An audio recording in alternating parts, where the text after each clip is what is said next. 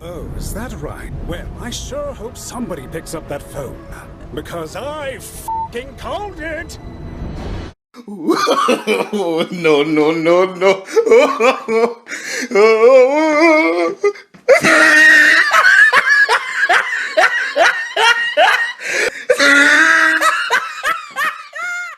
Alright, all jokes aside, Surge and Impulse got nerfed. Not too surprising. The only thing I would say is surprising is how quickly it happened. And so because of my last video where essentially we predicted that this was probably going to be the knee-jerk reaction, let's talk about what actually happened and my thoughts going forward. If you want a full description of the Jet Boot Surge and Impulse nerf, check out the link in the description. It'll take you to the player site where we'll go through it. I'm just going to do a quick play-by-play and go from there. So, what was the biggest issue from Sega officially was essentially that Surge and Impulse, the Jet Boot PA, when it came down to its interaction with multi-weapons, was too powerful. What I find funny is that the team reviewed this and determined that a downward revision is necessary. You couldn't see this from just playtesting. You know, this really calls into question now, what is Sega actually doing when they make things and then they deploy them? Because this seems like a huge oversight. This wasn't some fundamental pseudo bug that, you know, you can't see with the naked eye. Like, this was visibly seeable. And so that's kind of the first big question. It was like, why are we even here? The other thing is, based on how they've described this, this is not a bug. This was intentional. And thus the things that they are doing when they say a downward revision means this is a nerf. I also love how they say, we apologize for being unable to identify this issue through play testing. Who are your play testers? When you unveiled this in your trailers, I saw the potential immediately, and it all came down to, when I create this spinning blade, will it follow me? Because if it follows me, then I can already, you know, add 1 + 1, and that equals 2. So I'm trying to figure out Sega where, how is your math, which is pretty simple, not coming out with the same answer? Why is your 1 + 1 equaling 3, 4, 5, or 6? And then even when I got my hands on it, it was pretty obvious to see where the power of this PA was. So it's very jarring that they didn't see this coming. Like, I just can't conceive where they might have missed the mark or this might have slipped under the radar, because everything that this PA has is very apparent. But anyway, let's get into what those changes are and what they mean for Techter specifically. So the first change is that they're going to reduce the number of times the photon art hits. So I believe, let's say that you were on top of your target, it would hit 15 times within about 10 seconds, if not a little bit less, before it explodes. So essentially what they're going to do is they're going to extend the interval. And so instead of it being able to hit 15 times, they might cut that in half. It's only going to hit 7 times over the course of that duration before it explodes. Now they are going to reduce the number of hits that it's required for that explosion to occur. So essentially the explosion and the effect of that is equal. The issue becomes, it is a damage reduction because you're not getting as many hits, which means you're not doing as much damage. So that is going to be a big nerf for Techter, just because those hits were meaningful. Number 2. Now number 2, this is probably the biggest nerf that is going to affect Techter. And that is, while using non-jet boot weapons, so essentially wand and a wand jet boot multi-weapon, they're going to decrease the potency. So essentially what they're doing is saying, hey, you shouldn't be getting 100% of the damage. I'm ignoring main class weapon bonuses, knowing that that changes things slightly.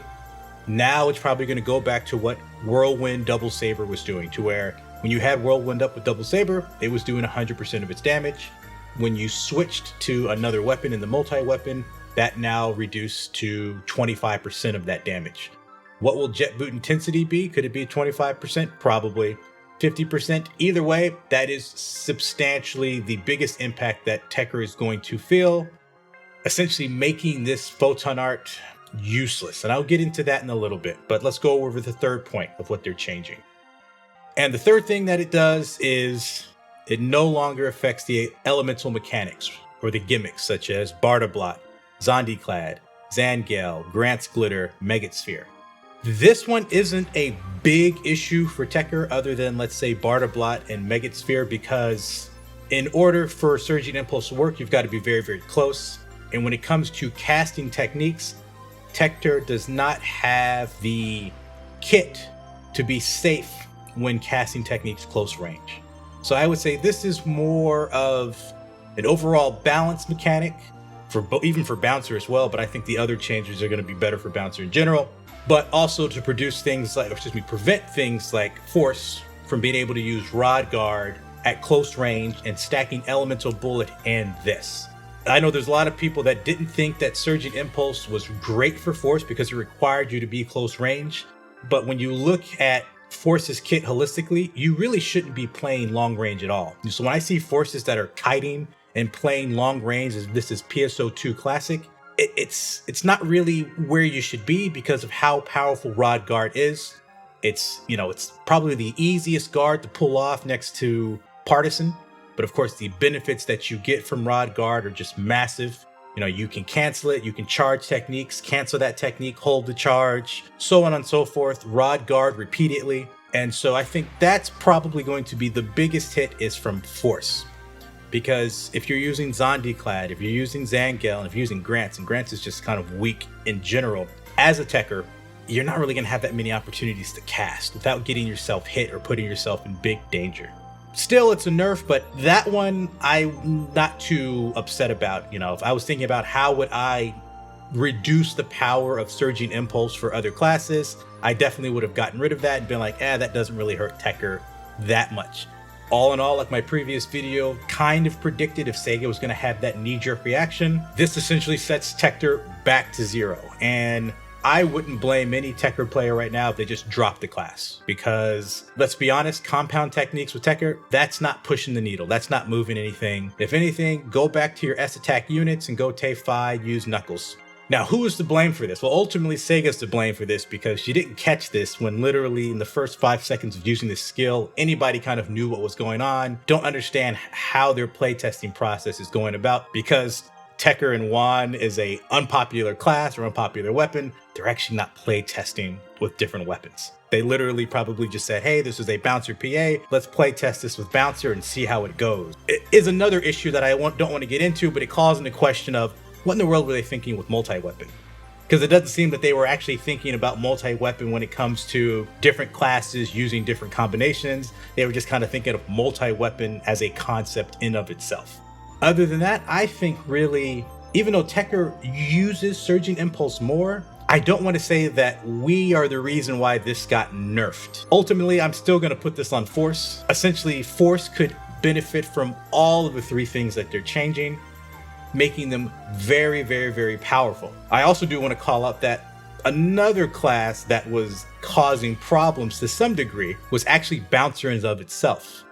Specifically Soaring Blades or Dual Blades if you play in the Japanese server. One of the things I noticed a few Bouncer players doing who play Soaring Blades is that they were doing Soaring Blades and Jet Boots, and essentially double downing on the passive damage with Surging Impulse. And you're like, well, they don't get the elemental mechanic. No, but at the end of the day, damage is damage. If we look at the win version of the explosions based on the frame data, you're looking at an additional 118 DPS, not including the main class weapon bonus. So it was not crazy, but once again, when you have classes like Fighter and you have Soaring Blades with their weapon action, which has its own issues, which has already been discussed, and Sega's tried to balance it and nerf it for the last couple of months. That addition was also kind of funny that even outside of Jet Boots, Bouncer was still causing issues, which is probably just the story of Bouncers in of itself. But anyway, I think that's pretty much it. Is this a photon art that's worth using as Techer? I would say no. Even though it's still going to give you additional damage, the problem is it's not enough. How you apply it doesn't change really, but what you're getting out of it to apply that versus what you could be doing otherwise, you should be just doing other tools. Of course, the problem is what other tools? So now we're stuck with te+bo and nothing really changes. And I will say, even with the Surging Impulse before the buffs, granted, I'm going to be completely honest here, and I use the current rank 2 purple Redum triggers as the metrics of my assessments, which, you can argue is only one aspect, and you have to look at other things, which is fair, but purely looking at soloing rank 2 Redum purple, Surging Impulse actually wasn't changing that much. You know, while Techter got a little bit more powerful, it wasn't setting the world on fire. And if you want to clear red and purple solo as Techter, you pretty much just have to min-max. You know, the one Techter, I think it's Cyan CH, that's their YouTube channel. It's the only one I've seen clear. The difference between their clear and my clear, or lack of clear, is essentially I'm not running enough variants. You know, I've got one arm tech, so I need 3 arm techs. One of my Audi units on my weapon isn't the variance Audi. And he might also be, or whoever might also be running a higher fix. I'm running a fix of 3 on my wand versus maybe a fix of 4 or fix of 5. I'm probably losing out, when you think about it, on average 4 to 5% damage, which is essentially another shifter. And that is likely pretty much what you have to do, even with Surging Impulse, to get to clear rank 2 purple. And even then, you're probably only going to have 10, maybe 20 seconds to spare. And so it really comes down to not dying, min-maxing, so on and so forth. So, you know, it's a nerf. Yes, it's unfortunate because even though it wasn't giving us that much power, at least it was fun to play. So now the ball's in your court, Sega. What are you going to do? Because essentially you pulled something away from Techter because, you know, it didn't really make sense when it comes to Bouncer. You needed to make it more for Bouncer. This is give and take, and you just can't keep taking, especially when you've designed a system to where you're not giving Techter anything. So other than that, I'll catch you next time when the geometric quests come out, and we'll go from there.